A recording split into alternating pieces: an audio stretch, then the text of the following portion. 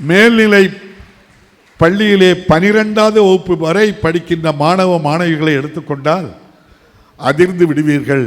89% பேர் அந்த இடத்திற்கு இந்தியாவிலே தமிழ்நாட்டில் தான் முதலிடத்தில். 89% மாணவ மாணவிகள் தமிழ்நாட்டில் நாம் படித்துக் கொண்டு இருக்கின்றோம். இந்த அளவிற்கு தமிழ்நாடு படிப்பில் முன்னின்று இருக்கின்றது. இந்த கட்டமைப்பு, இடைநிலை கட்டமைப்பு, பள்ளி கட்டமைப்பு மிகச்சிறந்த கட்டமைப்பு. அதற்காக இந்த அரசு இன்று நேற்றல்ல, தொடர்ந்து திராவிட மாடல் ஆட்சி, சமூக நீதி ஆட்சி கல்விக்காக அதிக நிதியை ஒதுக்குகின்றன. குறிப்பாக ஒன்றை சொன்னால், இந்த ஆண்டு வரவு செலவு திட்டத்தில் ஒதுக்கப்பட்ட பட்ஜெட்டிலே ஒதுக்கப்பட்ட மொத்த நிதி 4,48,292 கோடி ரூபாய் என்றால், கல்விக்காக மட்டும் 44,000 கோடி ரூபாயை நம்முடைய மாண்புமிகு முதல்வர் மு க ஸ்டாலின் அவர்கள் அள்ளி கொடுத்திருக்கின்றார். 8% நிதியை பள்ளி கல்விக்கு மட்டும் கொடுத்திருக்கின்றார். இது போக உயர்கல்விகள் எல்லாம் இருக்கின்றது.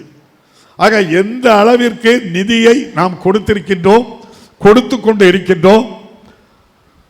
ஆனால் ஒன்றிய அரசு சர்வ சிக்ஷா அபியான், அனைவருக்கும் கல்வி என்ற ஒரு திட்டம், மாண்புமிகு பாரத பிரதமர் மன்மோகன் சிங் காலத்திலே சர்வ சிக்ஷா அபியான் SSA என்று இருக்கின்றது. அதை இந்த அரசு பொறுப்பேற்ற பிறகு, ஒன்றிய அரசிலே ஐயா மோடி அவர்கள் பொறுப்பேற்ற பிறகு சமக்கரா சிக்ஷா அபியான் என்று அதை மாற்றி இருக்கின்றார்கள். எந்த பெயரை வேண்டுமானாலும் வைத்துக் கொள்ளுங்கள், எங்களுக்கு கவலை இல்லை. அதற்காக நாடாளுமன்றத்திலே இந்த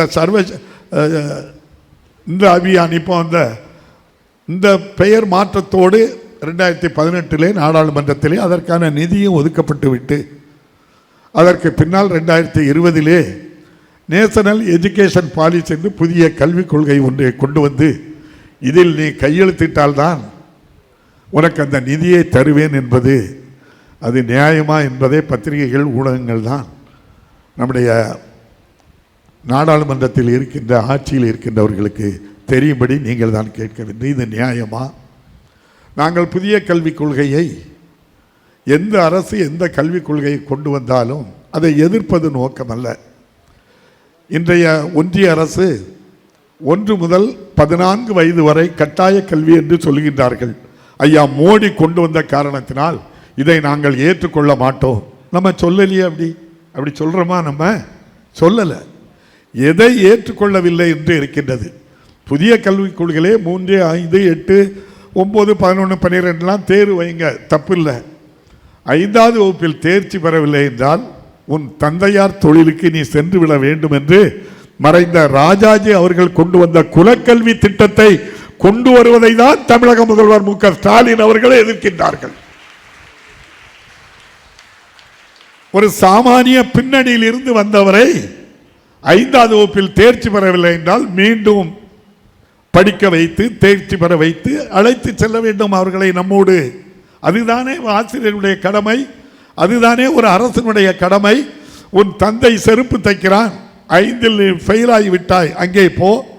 சவர தொழிலாளி, நீ அங்கே சென்று விடு. நாங்கள் பனையேறதோம், உன் பிள்ளை பனையரை கூட்டிட்டு போ. இதெல்லாம் நியாயமா? இதை எதிர்க்கணுமா, எதிர்க்கக்கூடாதா? அதைத்தான் மாண்புமிகு தமிழக முதல்வர் இருக்கின்றார். ஒன்றை சொல்லுகின்றேன், இந்தியாவில் தோன்றிய மொழிகளில் தமிழ் எவ்வளவு அற்புதமான மொழி. உலகில் தோன்றிய முதல் 3 மொழிகளில் ஒன்று ஹீப்ரோ, தமிழ் உட்பட 3 மொழிகள் இன்னும் உயிரோடு இருக்கின்ற மொழி. உலகம் முழுவதும் 10 கோடி பேர் பேசுகின்ற மொழி, 10 கோடிக்கு மேல் பேசுகின்ற மொழி. இந்தியாவில் தோன்றிய மொழி ஒரு மொழி. 7 வெளிநாடுகளில் இந்தியாவில் ஆட்சி மொழியே இல்லை. 10ஓடு 11, 14 மொழியோட நம்ம மொழியும் ஒன்று. தமிழ்நாட்டில் தான் தமிழ் ஆட்சி மொழி.